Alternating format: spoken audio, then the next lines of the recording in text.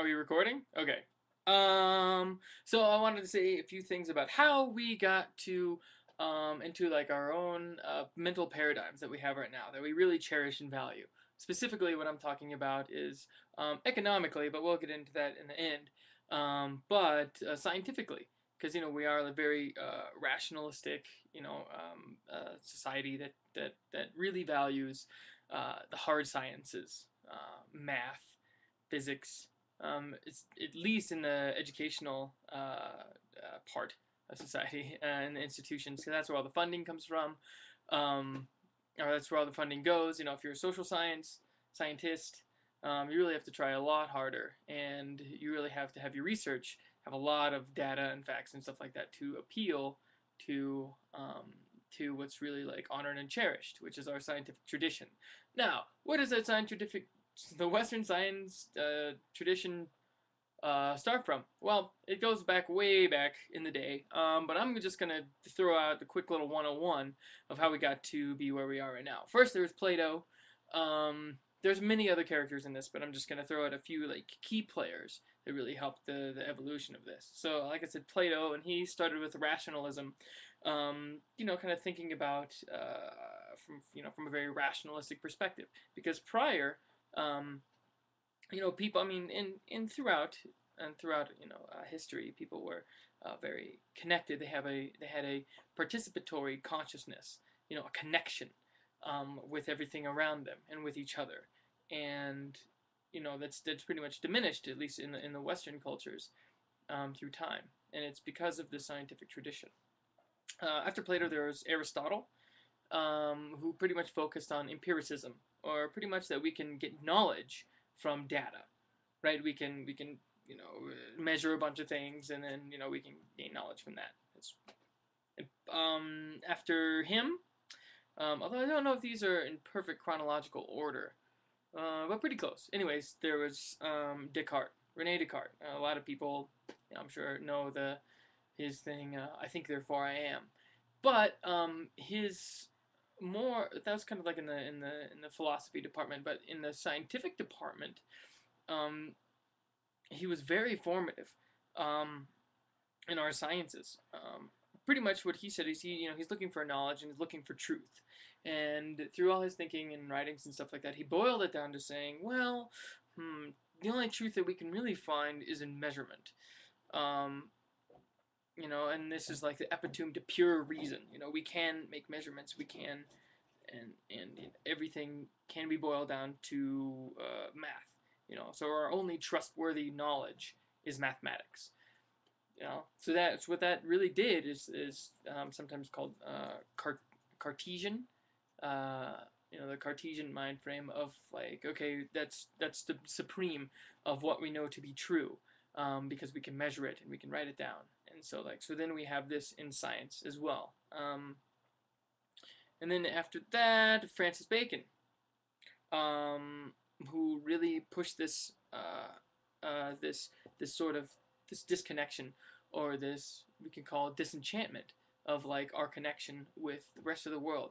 Who he pretty much thought that the only way that we can find out like the truth and the reality of things is if we vex them.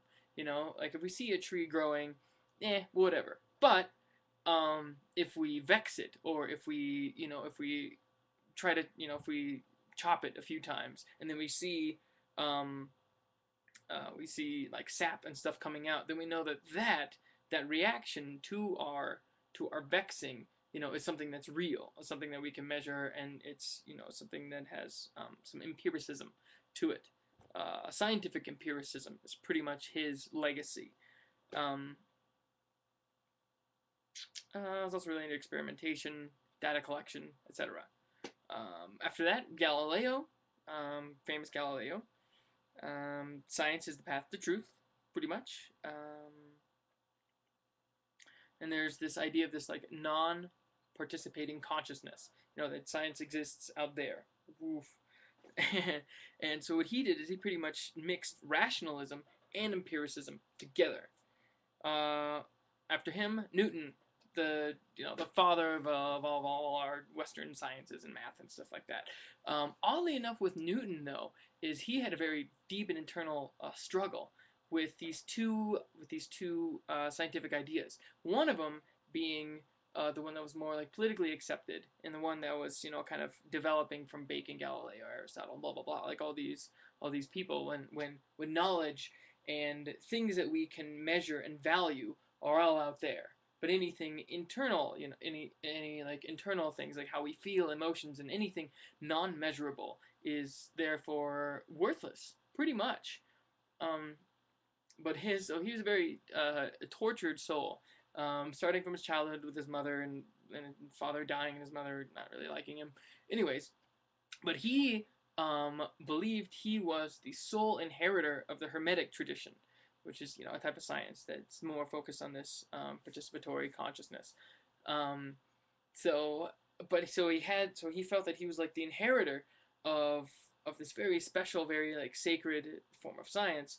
And then he's also the putting out papers that are supporting, like, let's say, gravity.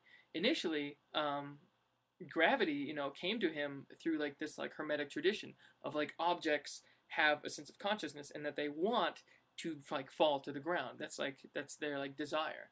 But so, but he didn't tell anyone that. I mean, he wrote it down and then later they found it. So, but what he did is, so he took this like hermetic idea and then he applied it to this new type of science. It's very rational, very objective, even though it's pretty impossible. It is impossible to be objective. Um, Anyways, so actually he pretty much turned his back on this type of science and said, um, it's not popular. And you can actually look at pictures of him like throughout his age, and when he's younger he's much more lively and happy, and as he gets older he gets very like in turn very like harsh and grumpy. 3 minutes left. What are these, 15 minutes? I don't know. So anyways, Newton was pretty much the guy who like put the solid stamp on this like rational empiricism that we use today. And so pretty much what this is it's a science that values detachment. It values anything out there that's measurable, and anything that's not measurable is doesn't belong. It's worthless. It's to be slandered. It's to be made fun of. And it exists on to today. Like when we say anything like, oh well, I feel like kind of like I think like I've telepathic powers, and someone's like, oh, you're ridiculous, you're a psycho, and stuff like that. Even though like before like all this paradigm of like our value system that is found in science was around, so many, I mean, these things were very real, telepathy and a connection, and an understanding and feeling these very subtle feelings of a sensual reality. And it's pretty much has nearly vanished in Western culture, but that's also due to a couple other things. So fast forward a little bit, now we have our capitalistic system, which whose value system is on stuff out there. It's not like, oh, like our business practices or anything like that are going to affect anything else. Like the bottom line is, stockholders, like, how are we going to make more profit? That's the point of it, is to make profit. And the thing is also is to hoard in a sense of scarcity. So, but is scarcity really real? I mean, we kind of have enough to go around. We farmers destroy half their harvests every day. We have to like maintain this thing of having scarcity. If we have too much of things, we have to destroy it in order to like perpetuate kind of like this fear-based value system based on scarcity and trying to hoard in there, so it gives it more value. So anyways, where am I going with this? Oh, so pretty much based on the detachment. So now we're in this paradigm of detachment and of like of a controlling value system that's based on fear. And we need to break out of it, pretty much. We have to, and I think like a lot of people are feeling it. Like, who can do like a 9 to 5 job that they hate and not feel fulfilled, and then still feel that like everything is okay? Something's wrong. Something's wrong. We're all feeling it. There's changes, and there's changes that are happening, and it's really nice that we do see these changes. We our domination and control that we've tried to do through science, um, and also social as well. Well, we're just talking about science right now, not the whole social aspect of it all, because it really was political. That's kind of why Newton completely rejected the Hermetic stuff. Um, but perhaps I'm droning on here. I just wanted to give a quick little history of who are the big players um, that got us to where we are now, and got us to outline the framework of this value system that we have. And the thing is, it's completely it's an illusion. We had science, we created sciences, back in the day that proved that the Earth was the center of the world. We've had sciences, and that prove this and prove that. Is light a particle or a wave? Well, it's actually both, depending on the scientific experiment that you create.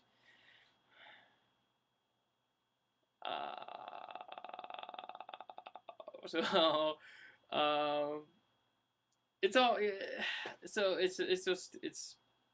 it's all just a paradigm, and it's only been around for not that long in comparison to everything else that we have on our planet. So things that we as a society hold to be true are not. It's an illusion. It's just because we like collectively think that they are true, that they become true, and that's really like kind of the nature of it all, right? Like the conscious collective and stuff like that. So I think that the more that people can kind of break out of this, like, oh, holy, like science, whatever, the scientific method shows is like truth. Um, so I hope I don't know, I hope that there's a lot more people looking into like postmodern theory and stuff like that, or really just getting like being honest with themselves, like taking a step back and saying like, how do I feel about that? Well, I know they're telling me that that 1 + 1 is 4, but I don't know. I don't know about that. So I hope more people are questioning, more people are looking out for answers, because it's a great time to be alive. We have an amazing capabilities of communication, of sharing things with each other through YouTube, through the internet, anytime, anywhere. If you have a cell phone, just pop on there, get some sort of information. What information? Luckily, the internet is so freaking huge that it's hard to censor it all, when previously it's pretty easy to censor, uh, knowledge, and burn the papers of whoever, or just keep it locked down in the Vatican vault or something. So, anyways, I'm gonna stop there, and hope that we realize that these ideas that we hold to be so true it was just just stepping from someone building off of someone other, like this idea that we are somehow detached from everything, and that's not true at all. Thank you, contemporary like quantum field theory and stuff like that. That's finally showing us that, wait a second, we're not disconnected. With the subatomic particles like quarks, leptons, and bosons and stuff like that. They only pop into existence when we put our attention on them. So there's nothing solid at all. So it's pretty amazing. I can't wait to see how this science that we have starts to influence us socially. So 50 seconds left. Take care of yourself, take care of your body, take care of each other, because we're not disconnected, regardless of what our sciences have told us. And the legacy that they have left us is slowly diminishing. Well, diminishing faster and faster every day, as more people are kind of waking up and thinking outside the box and questioning things. So I hope people never stop questioning things and always ask themselves deep down for the truths and their answers. Yeah. So, don't stop meditating every day. Beautiful. Makes everything better. Peace, love, namaste. Stop. Come on, oh, this button.